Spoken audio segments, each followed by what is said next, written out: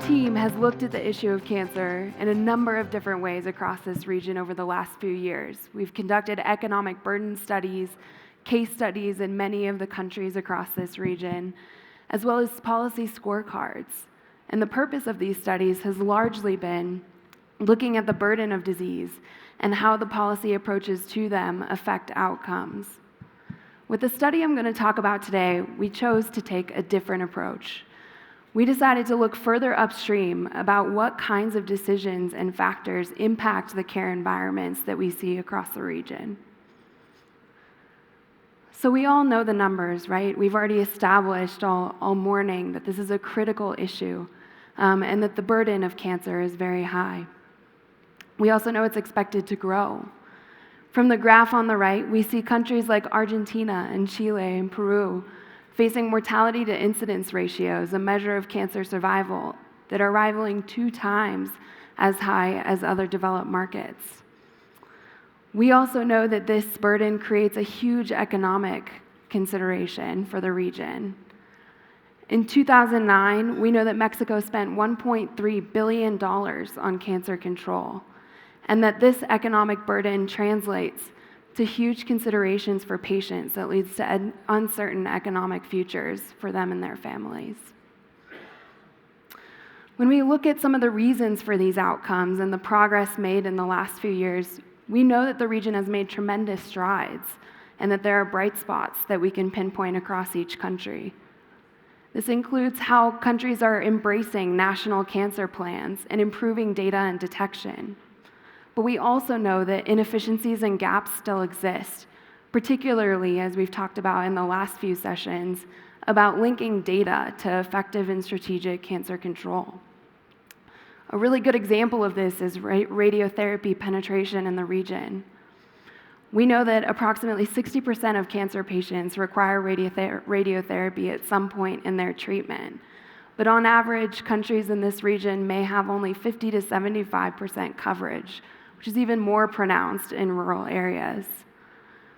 We also know that we have limited data when it comes to utilization and quality of radiotherapy in the region. And where we do have data, it shows that there are radiotherapy machines that are in use in this region that are 40 and 50 years old, which deny patients the opportunity to achieve better cancer outcomes that we see with more modern treatment.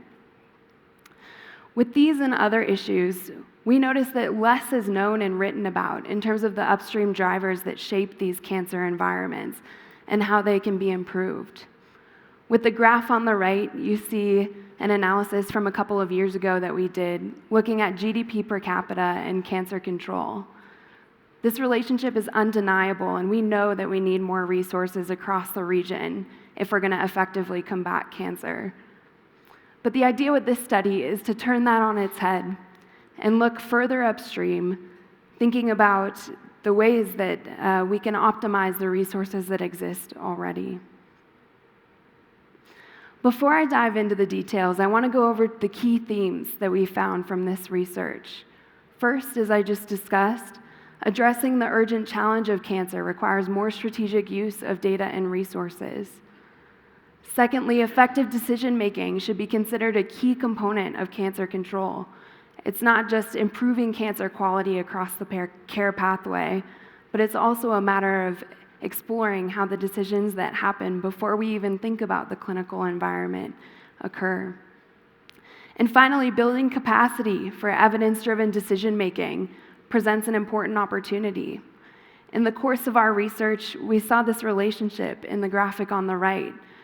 When we have a lack of good data and mechanisms to integrate into decision-making, we start to see influences from secondary factors like legacy views and preferences and bias and political influence, which drive care that doesn't align to what we know about high-value cancer care. With this study, we're seeking to break this cycle and identify opportunities to generate and better utilize evidence that can align cancer care to value in the region. So we started this research with the 3 key questions. First, what do we know about decision-making for high-value care? Second, what are the underlying drivers of care provision and quality, both regionally and across the 8 countries that we studied in this research? And finally, how can decision-making pathways improve use of credible data and help to optimize resources and ultimately promote access and better cancer outcomes? So like any of our studies, we start with the evidence. We analyzed over 25 models that looked at how decisions are made in healthcare environments. This particular model is from a systematic review that looked across 19 of the 25 models that we looked at. We know that for the demand for new cancer treatments and new approaches to care, the pathway to an actual decision to implement that into the care environment is complex. And we know it's highly dependent on the health system and political factors that surround them, things like governance, finance, and delivery, and whether it's even feasible to implement them into health systems.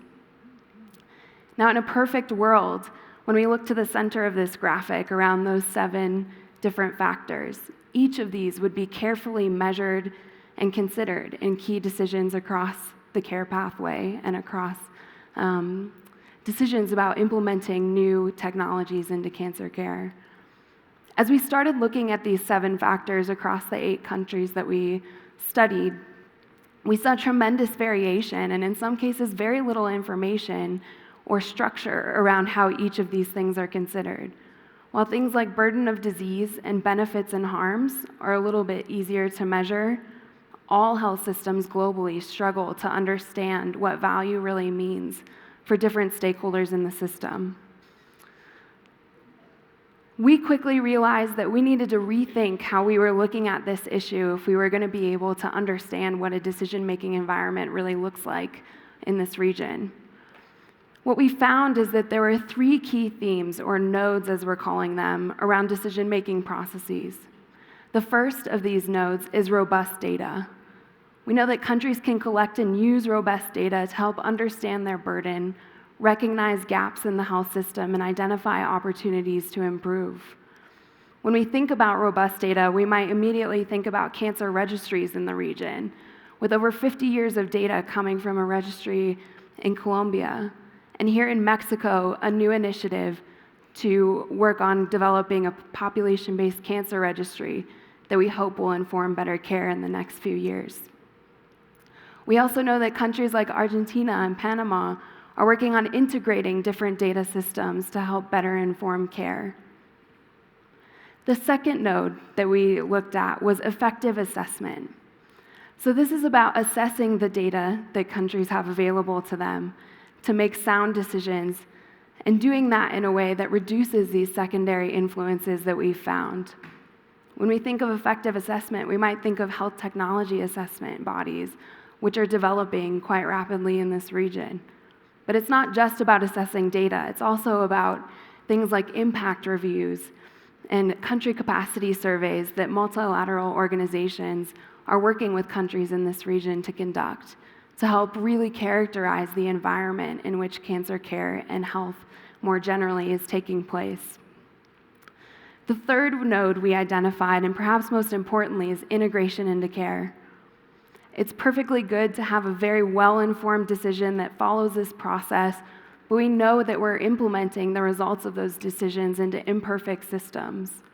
So really understanding what that means and the dynamics of these systems that we're seeking to change is critically important. Some of the examples I just mentioned fall within existing mechanisms below each of these nodes. And there are many more beyond this. These are just examples. You can see on the right in the course of our research some observations about what countries are doing to better inform each of these nodes of decision-making. But perhaps most importantly, we also identified several factors that cut across all of these nodes and are an important foundation for decision-making across different countries. These are things like making sure decision makers are informed to be able to use the output from things like cost-effectiveness data and health technology assessments.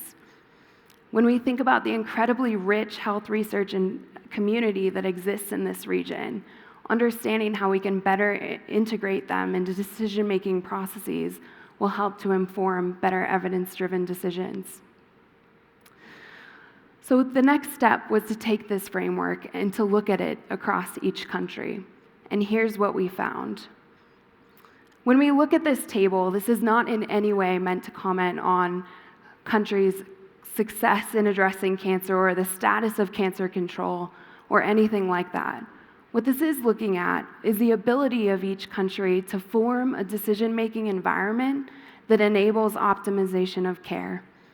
For example, when we look at Brazil, we see that the health technology assessment agencies have made great strides in improving methodological quality and making them available across the system, though there are still challenges that remain in that process. In addition, the integrated data system, DataSys, across the public system is continuously improving in quality and is creating much more opportunity in terms of being able to address the cancer environment. When we move further down the table, we see that countries like Chile and Mexico and Colombia have made tremendous strides over the last few decades in improving cancer control. In Chile, the EIU program has created better capacity to address cancer in the country. And similarly, in Colombia, Cuenta de Alto Costo, the high-cost account, has created a blueprint for the region and how we think about integrating high-cost treatment into care. Moving further down the table, these ratings don't necessarily mean that countries aren't doing their part or developing strong systems to address cancer control. But what they do mean is that they may be facing greater barriers than the other countries to being able to integrate strong evidence-based decision-making into care. We know that in Bolivia, there's been new partnerships with multilateral organizations to help boost even the most basic indicators in the country to start really driving progress toward addressing cancer. So let's talk a little bit about how we arrived at these conclusions. What you see in front of you is called a force field analysis. It's an analysis that was popularized by Kurt Lewin in the 1950s, and the purpose of this is to look at a change or a decision in the system and identify the things that enable that change or resist it to take place. So the first thing that we did to develop this is we triangulated primary interviews we conducted in each of our 8 countries, secondary data, and published literature to identify the key forces that seem to have an impact on the way that cancer care is provided in each country. Similarly, we looked at resisting forces, major system challenges that are making it difficult to optimize cancer care.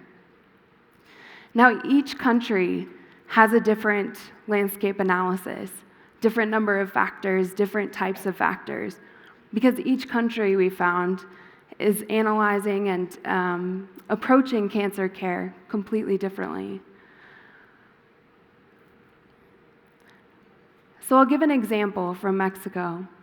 We know here in Mexico that agencies like Cenotech and INSP are working to integrate the approach to cancer care across regions. Also, leadership is focused on improving data availability, and Mexico gains the highest quality score for vital registration of all study countries in this study. So what this means is that these factors are creating an environment where Mexico can drive better decisions and optimize its cancer environment. However, on the flip side, we see major challenges, things like that have been discussed already around optimizing cancer care across rural and urban environments and being able to understand how to do that effectively. When we roll each of these 8 analyses up into regional insights, we see some really interesting movement happening across countries. For instance, when we talk about effective assessment, we see the emergence of educational programs and curriculum for things like economic evaluation and health technology assessment.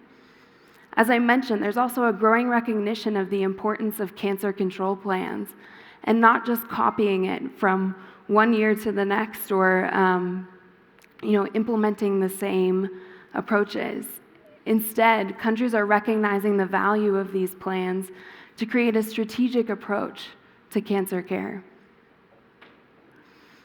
So in summary, to wrap this all up, We know that cancer is an urgent and growing challenge in this region, and what we're trying to start analyzing is getting at how the shifts that need to happen in each country can be characterized by the process of decision making and the data that countries have available to be able to do that.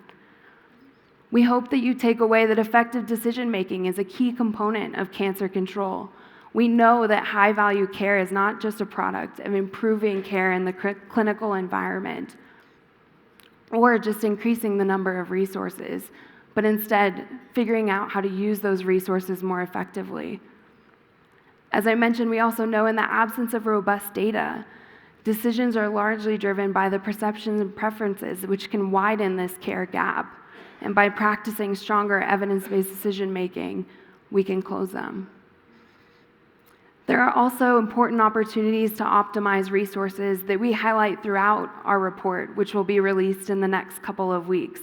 We've highlighted a few here around the 3 nodes of decision-making. The first is to invest in data systems and the people that need to use them. Secondly, develop structured and rigorous approaches to put evidence to use and avoid short-term thinking. This is critically important in regions where we know there are limited and even dwindling resources for cancer control. Thirdly, formalizing processes and structures to ensure effective decisions are integrated into care. And then finally, creating opportunities for multi-stakeholder collaboration to boost information sharing and manage these misperceptions that we see. This doesn't just include the research community, but also civil society and NGOs, and making sure they have a seat at the table at key decision-making processes.